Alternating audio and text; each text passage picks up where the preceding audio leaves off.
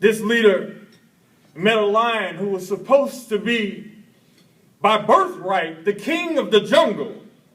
But like many of the soldiers in here, he lost the courage to be bold because he had those around him telling him, you can't live up to that type of promise.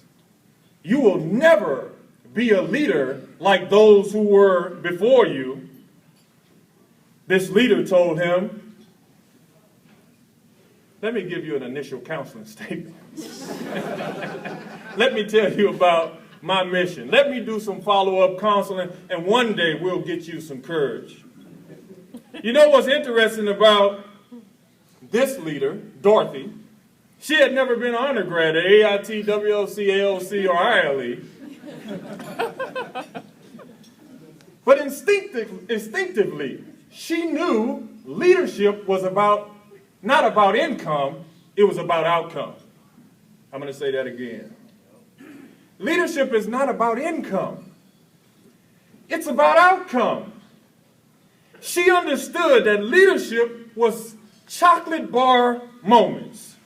She understood that leadership was getting people to care and believe in themselves despite the circumstances around them. She understood that leadership was not always about being out front, but most times it's about walking alongside. She understood that leadership is not always the one who's receiving the colors, but also the one who's holding the colors or coordinating for the colors. Can I get an amen? Amen. You see, this leader had the foresight to understand what leadership was. She had been to all the IPRs and MDMPs in the Command Operations Center. She saw the leader. She understood that the Wizard of Oz had weaknesses and shortcomings like everybody else.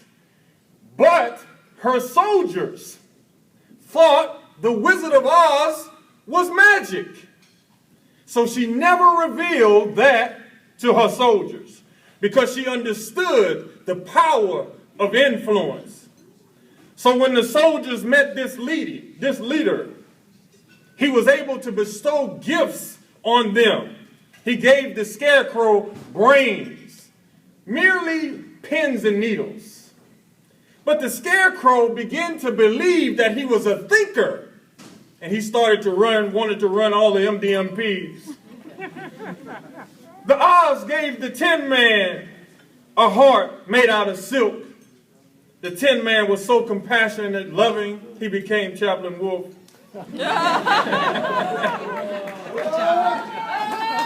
Gotta love your chaplain, man. Yes, It's a great job. Lastly, the leader gave the lion some courage, and he became so brave, he became a combat medic. Leaders, listen to me carefully. Theodore Roosevelt said, it's not the critic who counts. It's not the man who points out how the strong man stumbles or where the doer of deeds could have done better. The credit belongs to the man that's in the arena, whose face is marred by sweat and blood, who errs and comes up short time and time again. Because if he fails, at least he fails daringly. He should never be with those cold and timid souls who neither know victory nor defeat. Leaders, we are in the arena. It's our time to make a difference in the lives of the persons sitting next to you. Gandhi said, be the change you want to see in the world. Leadership is about serving. Leadership is not about income. It's about outcome. Leadership is taking those who have no wherewithal and making them aware that they can be. If you were not in the field, I want to give you a short synopsis of what I said. From 1991 to 1992, I was a private in the Army. Before 1992 had come into existence, I had 2 Article 15s. I went into my commander's office and he said, and I quote, "The Army would be better without you." He said, "I cannot wait until I take off this uniform so I don't have to see the likes of you." He didn't know at night I used to practice facing movements being like him. He didn't know that I used to be in the mirror hoping one day that I could achieve what he achieved. I was outside picking up grass on extra duty. And my family was across the street to seeing what would happen with their errant father. And I waved to my wife, metaphorically saying to her, "You will be better without a person like me." I was saying to my children, "You would be better without a person like me who is going to ruin your life." And I heard a voice. It wasn't God. It was the sergeant major. He said, "Private, get over here."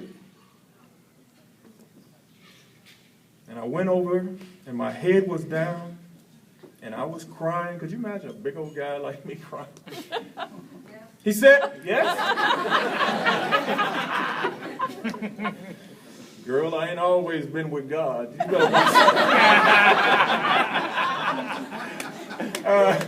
So I went over, and my head was down.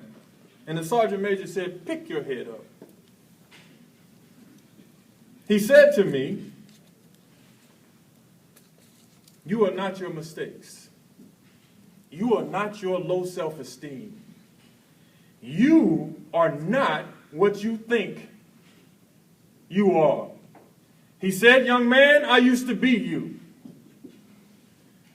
And I believe in you." Leaders, I want you to hear this.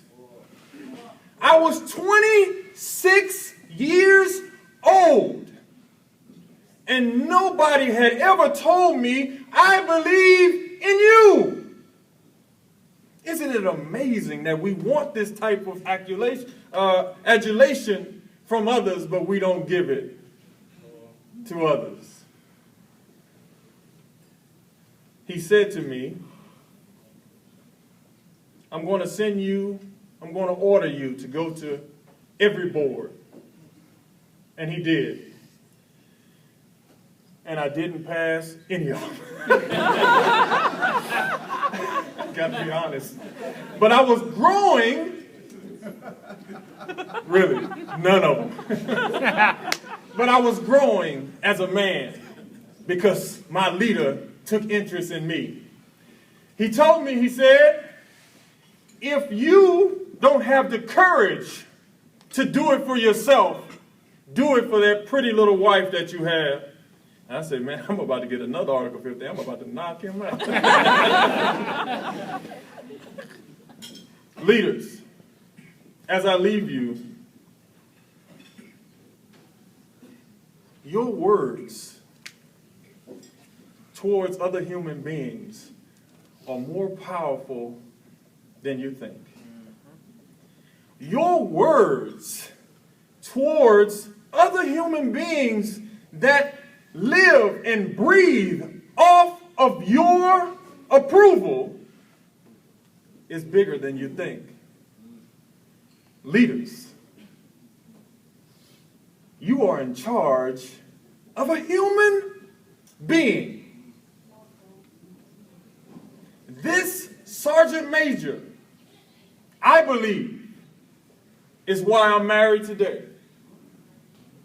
This sergeant major, I believe, is why I am so ambitious, because I want him to say, I'm proud of you. Leaders,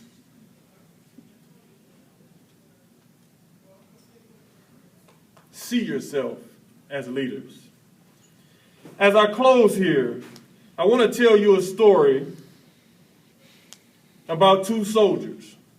They were taking a lunch break, and one side